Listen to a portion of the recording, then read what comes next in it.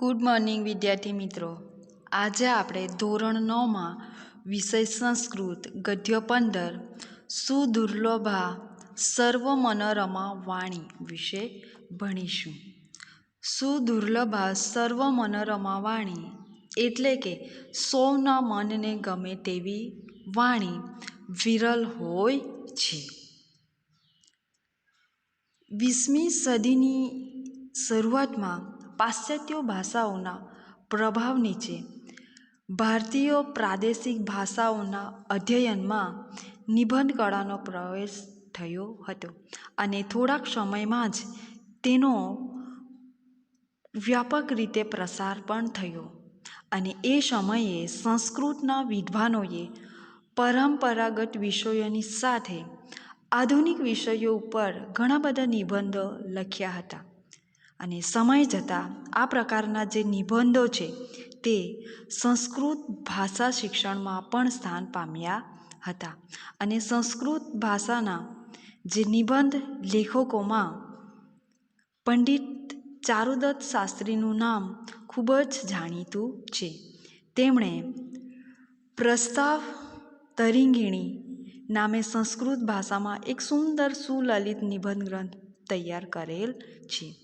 અહીં તેમણે સુદુર્લભ સર્વ મનોરમા વાણી શીર્ષકથી જે વિવેચનાત્મક નિબંધ મૂક્યો છે તેને સંપાદિત કરીને રજૂ કરવામાં આવેલ છે. આપણે જોઈએ આગળ. 20મી શતાબ્દીના પ્રારંભમાં પાશ્ચાત્ય ભાષાઓના પ્રભાવ હેઠળ ભારતીય પ્રાદેશિક ભાષાઓના અભ્યાસમાં નિબંધ કળાનો પ્રવેશ થયો અને થોડાક સમયમાં જ તેનો વ્યાપાર પ્રસાર થયો.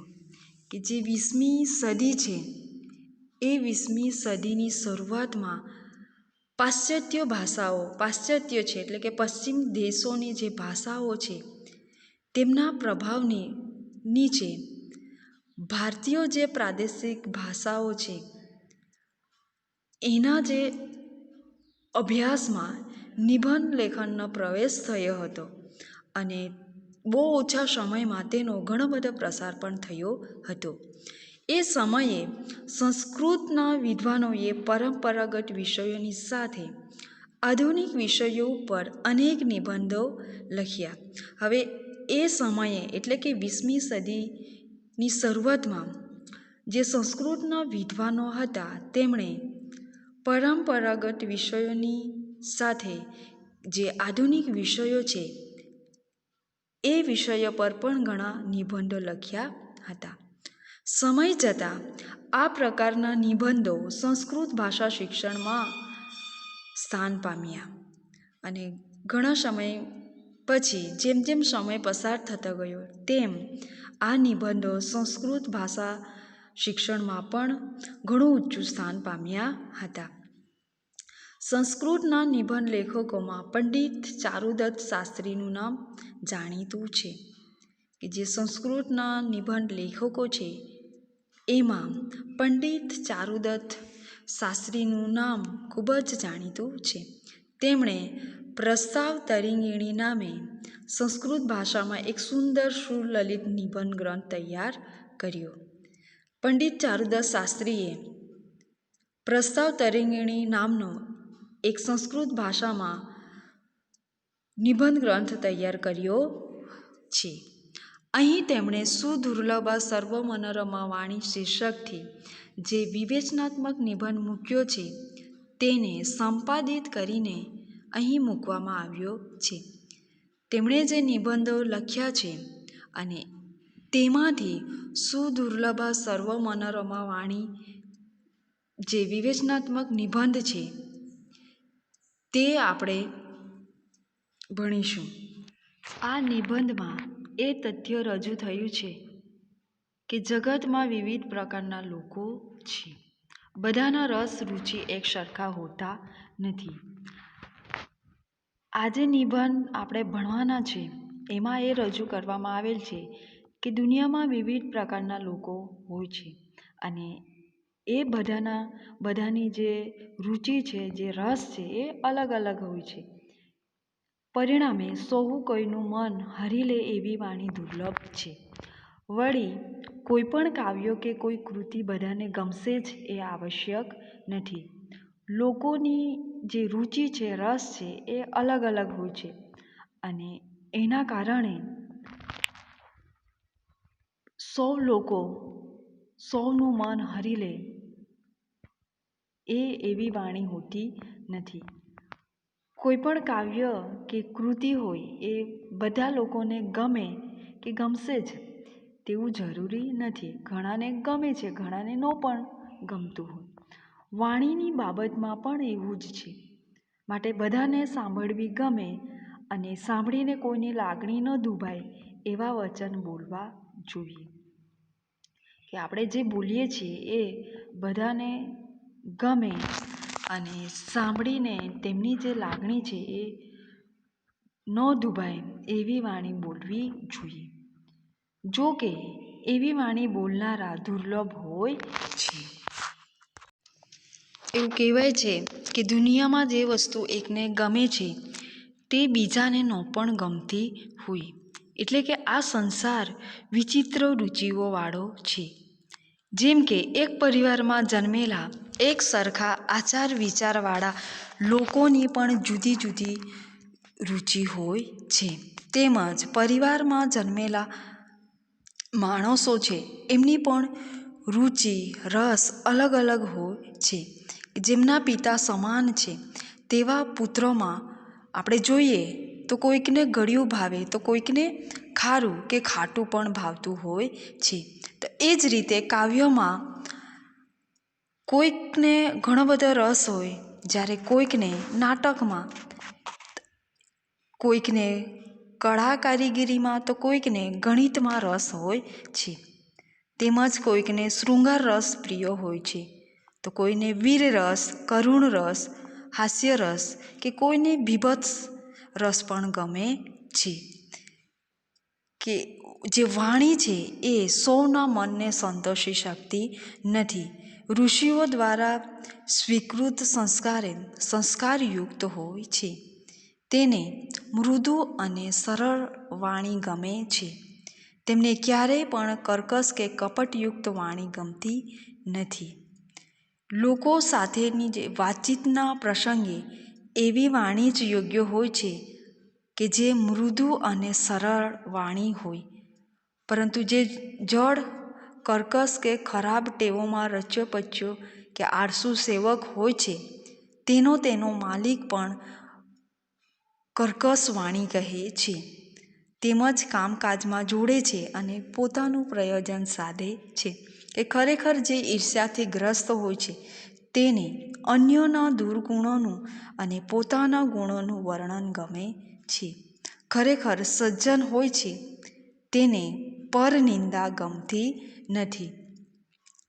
તો એ જ રીતે કેટલાક અદેખાઈ કરનારા લોકો હોય છે તેઓ હિતકારી શિખામણ પણ સાંખી લેતા નથી. તે જ પ્રમાણે અલ્પજ્ઞાનીઓને બધી રીતે સુંદર સરસ સુભાષિતો પણ સંતોષ આપી શકતા નથી. એટલે જો સૌના મનને પ્રસન્ન કરનારી વાણી બોલવાનું શક્ય ન હોય તો સભા વચ્ચે ભેગા મળીને કે સભામાં હાજર રહીને મૂંગા રહેવું કે નકામું બોલવું એ પ્રશ્નો છે. તો વ્યવહારમાં વપરાયેલી જે વાણી છે એ સૌને એક સરખી રીતે સંતુષ્ટ કરી શકતી નથી.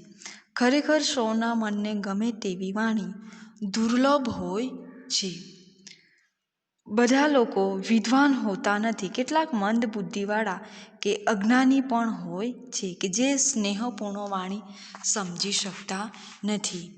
તો આપણે સૌએ સૌના મનને ગમે તેવી વાણીનો જ વ્યવહારમાં ઉપયોગ કરવો જોઈએ કે જે સૌ લોકોને સંતોષ આપતી હોય અને પ્રસન્ન કે આનંદિત રાખે એવી વાણીનો આપણે ઉપયોગ કરવો જોઈએ.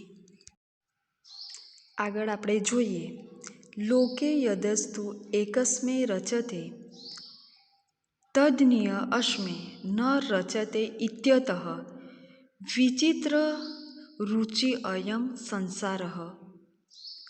યદસ્તુ એટલે કે જે વસ્તુ એકસ્મૈ રચતે, એકસ્મૈ રચતે એટલે એક વ્યક્તિને ગમતી હોય તેવું. વિચિત્ર રુચિ અયમ સંસાર, એટલે કે વિચિત્ર રુચિવાળો સંસાર.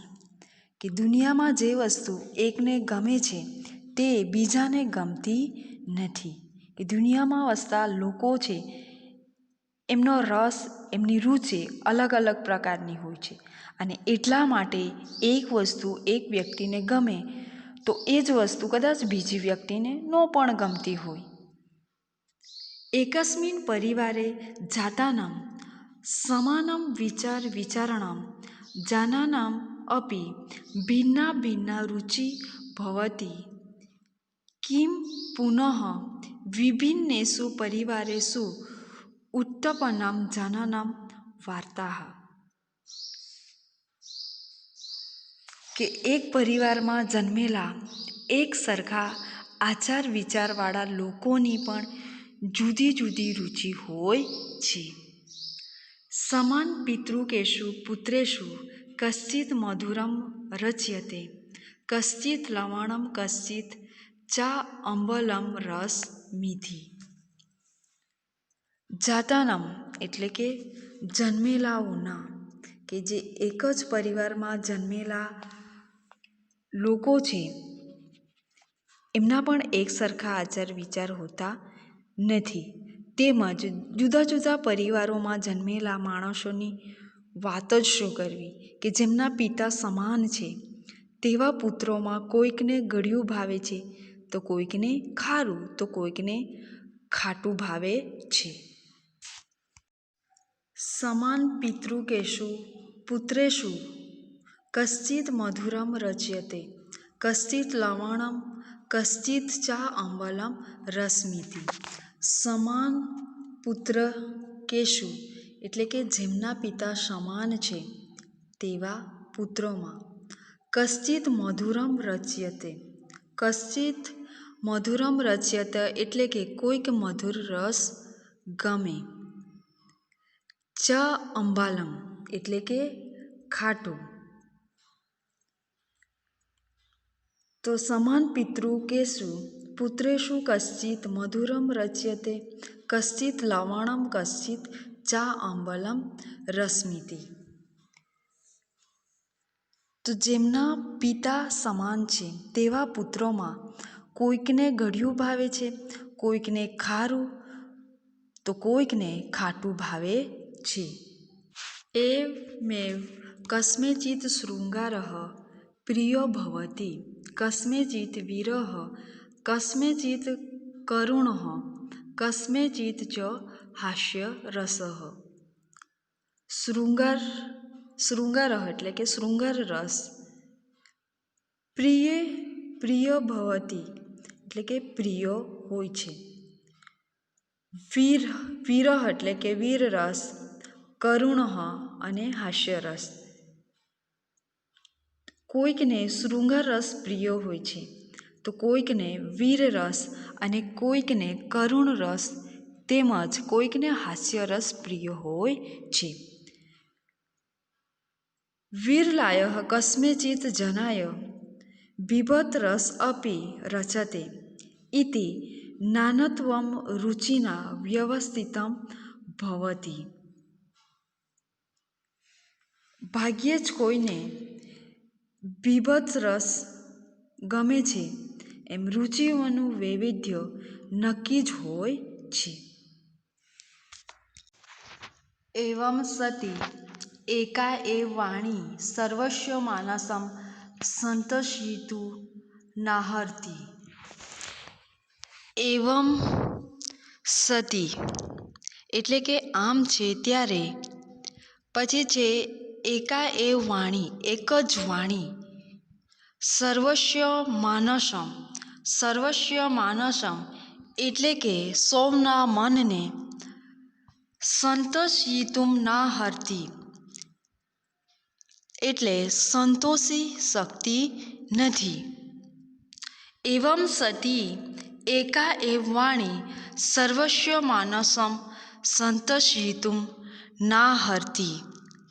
આમ છે ત્યારે એક જ વાણી સૌના મનને સંતોષી શકતી નથી.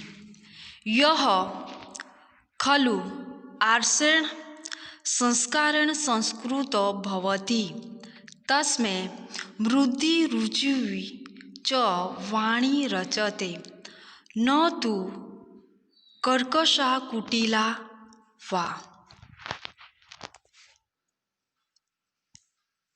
આર્ષેણ સંસ્કારેણ એટલે કે ઋષિઓએ સ્વીકારેલ સંસ્કાર વડે. આર્ષેણ સંસ્કારેણ એટલે કે ઋષિઓ વડે સ્વીકારેલ સંસ્કાર. સંસ્કૃત ભવતિ સંસ્કૃત ભવતિ એટલે સંસ્કારયુક્ત થાય છે. મૃદ્ધિ રુજવી ચ વાણી મૃદુ અને સરળ વાણી. કર્કશઃ કર્કશા એટલે કઠોર. કુટિલા કુટિલા એટલે કપટવાળી અથવા તો વાંકી. યહ ખલુ આર્ષેણ સંસ્કારેણ સંસ્કૃતો ભવતિ તસ્મે મૃદ્ધિ રુચિ ચ વાણી રચતે ન તુ કર્કશા કુટિલા વા. તો ખરેખર જે ઋષિઓ દ્વારા સ્વીકૃત સંસ્કારે સંસ્કારયુક્ત હોય છે તેને મૃદુ અને સરળ વાણી ગમે છે, કર્કશ અને કપટયુક્ત વાણી નહીં. મિત્રો, એવું કહેવાય છે કે એક જ વાણી સૌના મનને સંતોષી શકતી નથી. કે ઋષિઓ દ્વારા સ્વીકૃત સંસ્કારે સંસ્કારયુક્ત હોય છે. કે જે મૃદુ અને સરળ વાણી છે તે સૌને ગમતી હોય છે અને કર્કશ કપટયુક્ત વાણી કોઈને પણ ગમતી નથી. યહ ખલુ ઈર્ષ્યાગ્રસ્તઃ ભવતિ તસ્મે પરસ્ય દુર્ગુણાનુવાદઃ રચતે સ્વસ્ય ચ ગુણાનુવાદઃ. ઈર્ષ્યાગ્રસ્ત કે જે તૃતીય તત્પુરુષ છે એટલે કે ઈર્ષ્યાથી ગ્રસ્ત. પરસ્ય એટલે કે બીજાનું. દુર્ગુણાનુવાદઃ એટલે દુર્ગુણોનું વર્ણન. ગુણાનુવાદઃ એટલે ગુણોનું વર્ણન. તો યહ ખલુ ઈર્ષ્યાગ્રસ્તઃ ભવતિ તસ્મે પરસ્ય દુર્ગુણાનુવાદઃ રચતે સ્વસ્ય ચ ગુણાનુવાદઃ. ખરેખર જે ઈર્ષ્યાથી ગ્રસ્ત હોય છે તેને અન્યોના દુર્ગુણોનું અને પોતાના ગુણોનું વર્ણન ગમે છે.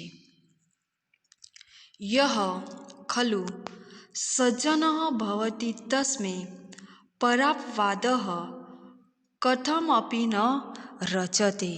અને પોતાના જે ગુણો છે એનું એને વર્ણન કરવાનું ગમે છે. ખરેખર એવું કહેવાય છે કે જે સજ્જન હોય છે તેને કેમેય કરીને પરનિંદા ગમતી નથી. કે જે સજ્જન વ્યક્તિ છે તેને પરનિંદા ક્યારેય ગમતી નથી. કેચન અસંયુકાઃ ભવન્તિ તે હિત અપી અનુશાસનમ ન સહન્તે. અનુશાસનમ એટલે કે શિખામણ, ઉપદેશ. સહન્તે એટલે કે સહન કરવું. ન સહન્તે એટલે કે સહન કરતા નથી. કેચન અસંયુકાઃ ભવન્તિ તે હિત અપી અનુશાસનમ ન સહન્તે. કેટલાક અદેખાઈ કરનારા હોય છે તેઓ હિતકારી શિખામણ પણ સાંખી લેતા નથી.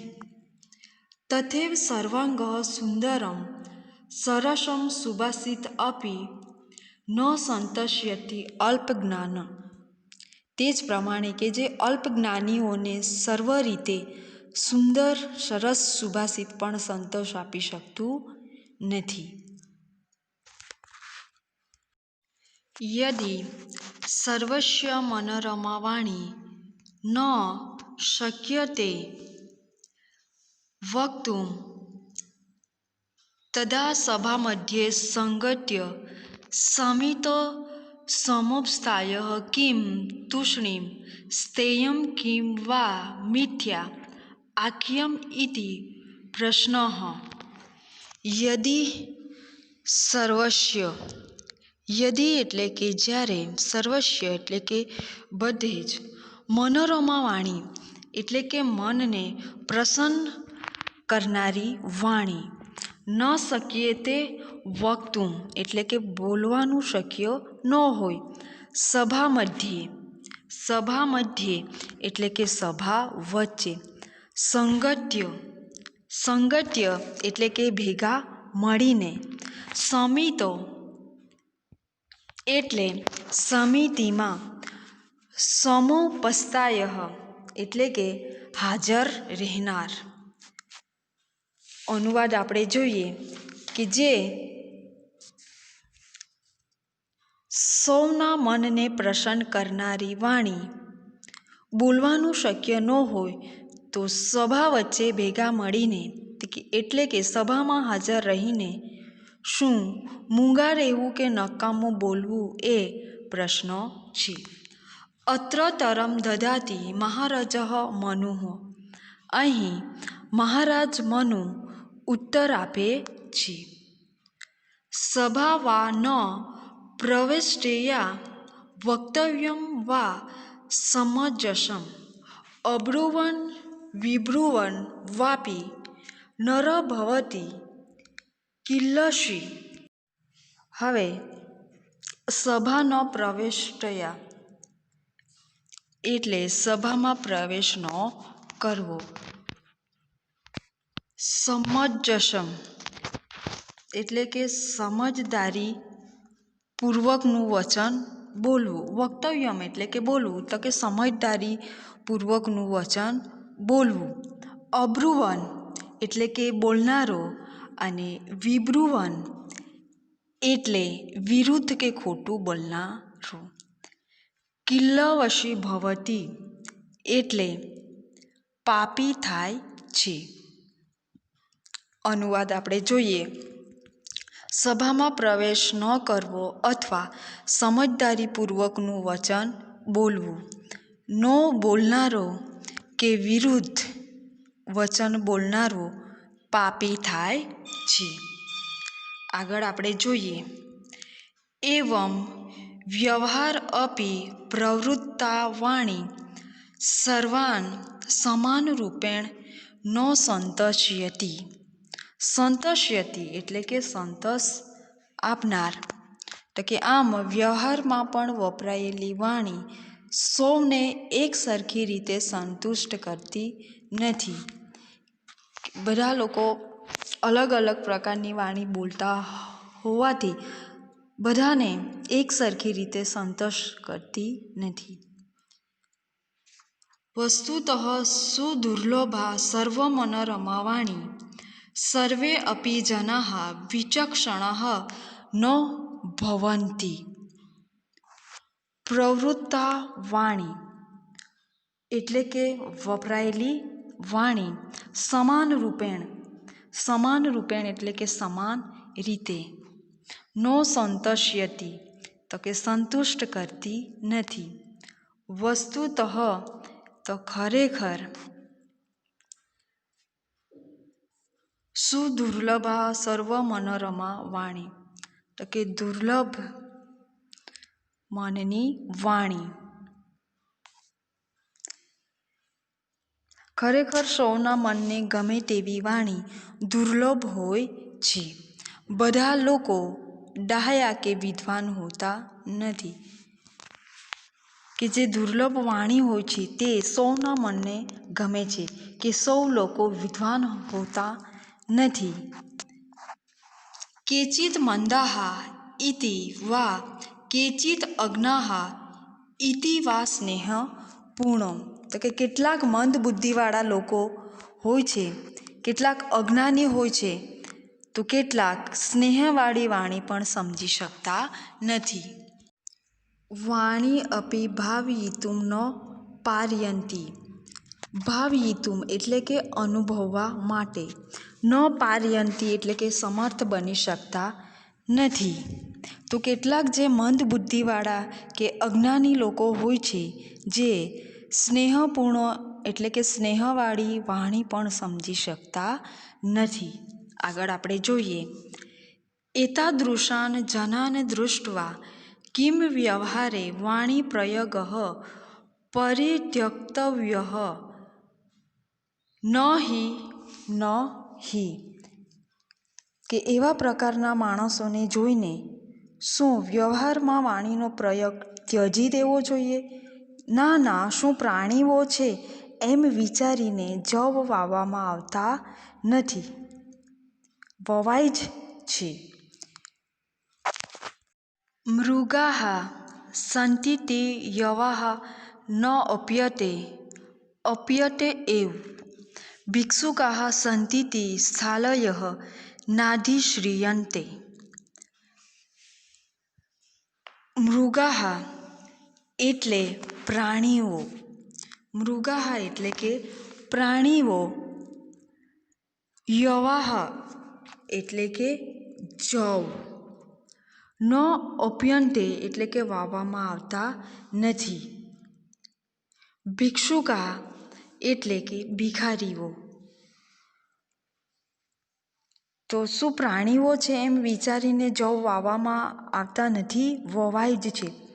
ભિક્ષુકો છે એમ વિચારીને શું તપેલીઓ ચૂલે ચડાવવામાં આવતી નથી, ચડાવાય જ છે. આગળ આપણે જોઈએ, અધિશ્રીયન્તે એવ અતઃ સ્વકીયેન સુરુચિપૂર્ણેન વ્યવહારેણ જનાના આનંદયિતુમ સંસ્કૃતા વાણી એવ સતતમ પ્રયોક્તવ્યા. સુરુચિપૂર્ણેન એટલે કે સુરુચિપૂર્ણ, આનંદયિતુમ એટલે કે આનંદ આપવા માટે, પ્રયોક્તવ્યા એટલે કે પ્રયોજવી, વાપરવી જોઈએ.